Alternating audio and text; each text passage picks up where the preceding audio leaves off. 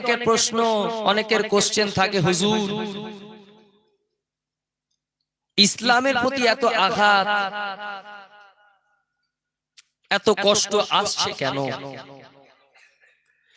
এর অনেকগুলো কারণ রয়েছে, তবে গুরুত্বপূর্ণ একটি মাত্র কারণ হলো, যেটা হচ্ছে আজ মানুষ বড় টাকা পিপাসু হয়ে গিয়েছে।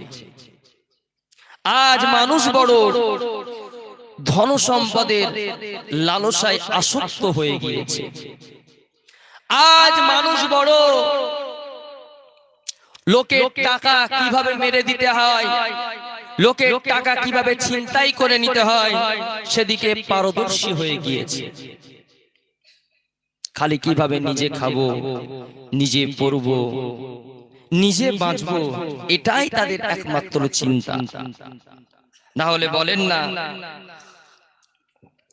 আজকে কোনো মানুষ বলতে পারে 60 বছরের, 70 বছর, 80 বছরের বয়স্ক মানুষ, যাকে আমরা এক কথায় বলি চাচার একটা পাবুজি কবরে চলে গেছে, কি গো বলি না, বলি না?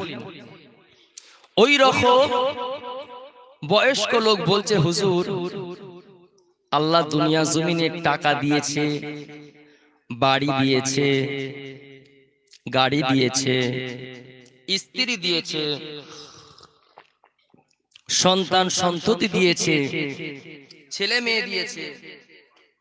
অতএব ছেলেদের বিয়ে শাদী হয়ে গিয়ে আজ আমি আমার নাতিকে নিয়ে খেলছি, আল্লাহ করে গত কয়েকদিন আগে আমার মেয়ের বড় ছেলেটা অর্থাৎ বড় নাতিনটা তারও বিয়ে হয়ে গেল।